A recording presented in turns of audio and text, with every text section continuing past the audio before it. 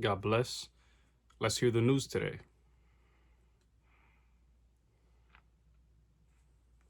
Glory be to God.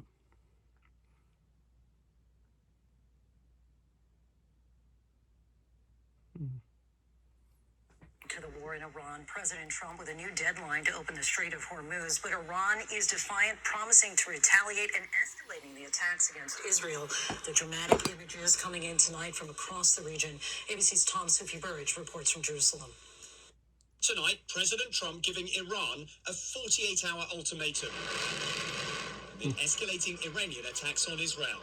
Writing on Truth Social, Trump warning Iran, if it doesn't fully open without threat the Strait of Hormuz within 48 hours, the US will hit and obliterate their various power plants, starting with the biggest one first. It seems we are at an inflection point because the president has put a very precise day and time at when the strait needs to be open. And if it's not opened, the threat is to take out the electrical grid within Iran. That kind of threat probably has to be met if the Iranians don't agree to open the strait. It comes after the US orders thousands more Marines and sailors on board amphibious landing ships to the region.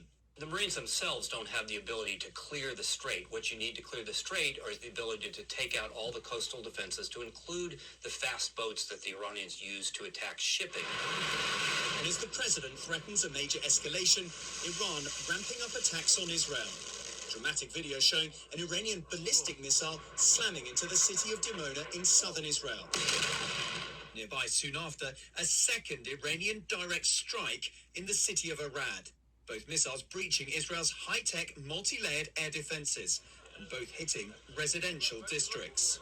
Look at the way the blast ripped away the facade of that building. The missile hit here, right in amongst these residential blocks. We're told dozens of people, families, were inside at the time. This could have been much worse.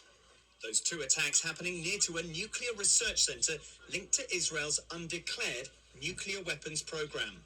Israeli officials saying more than 120 injured in multiple Iranian strikes in the past 24 hours. And tonight, Pope Leo yet again urging a ceasefire, calling the war scandal to the whole human family. While in Florida, Major Cody Cork, one of 13 Americans to have died in the Iran war, was this weekend laid to rest. Lindsay, tonight, Iran accusing President Trump of, quote, delirious threats. Iranian officials rebuffing Trump's demand to reopen the Strait of Hormuz. And that 48-hour ultimatum from President Trump set to expire on Monday night.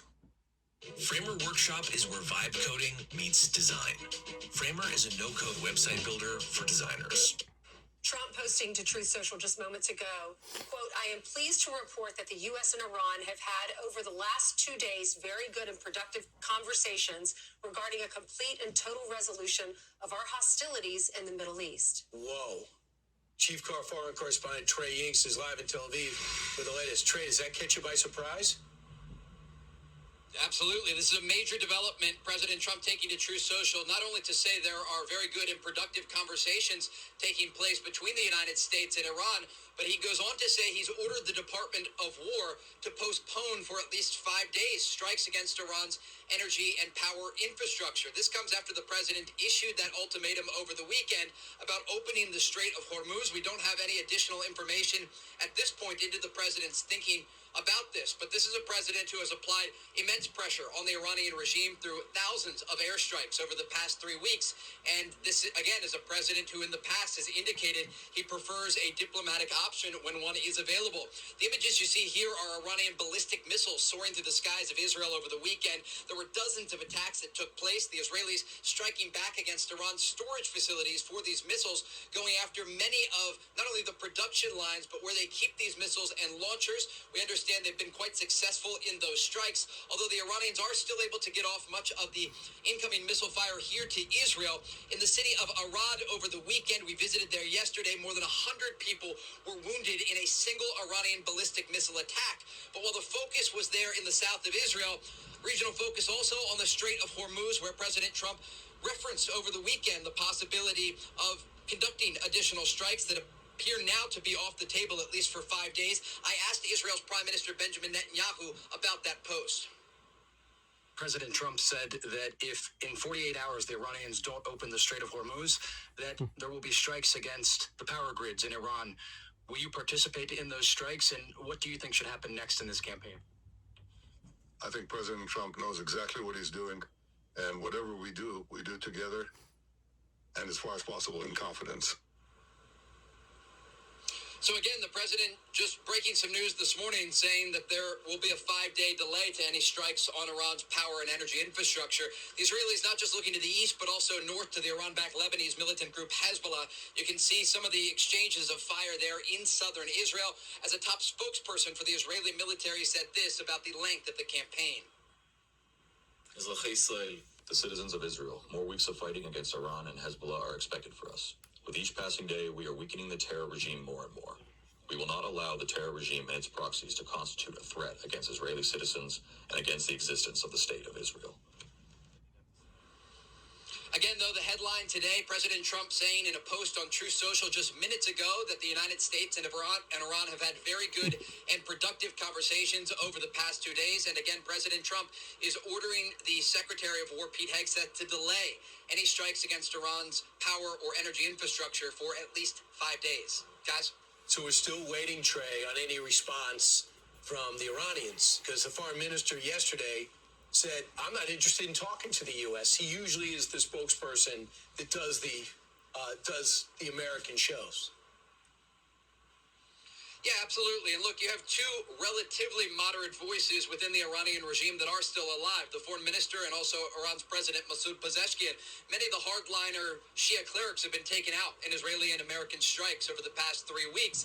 But there still is this underlying message that we have seen from the IRGC and other officials in Iran that they want to continue the fight. And so we'll have to do some reporting to determine currently what the situation looks like at what appears to be a negotiating table and whether or not the Iranians are serious about creating and referencing a deal with the United States. Ainsley, I know you're going to read that full statement, but I want to ask Trey, because you just talked about a lot of the leadership. They're gone. They're dead. Generals, foreign minister. The foreign minister is still alive, but who's the point person now? Who's the United States communicating with? Do we know that yet? It's a great question, and we don't know that. There are a number of people who could communicate on behalf of the Iranian regime, but again, these are considered more moderate voices. And while the president, Masoud Pezeshkian, and others have the ability and in the past have communicated with members of the Trump administration, right now we don't know who is actually leading any sort of negotiation that's taking place.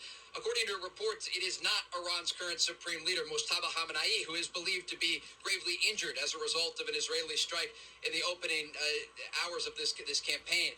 As this is all continuing, though, the thing to look at here is a de-escalation ladder. We have seen over the past several days the Iranians continuing attacks against Israel and Gulf countries. And if they are serious about creating and adhering to a deal with the United States, you can imagine President Trump and the administration will want some assurances from the Iranian regime that they're not going to continue launching ballistic missiles and drones at U.S. allies and forces across the region.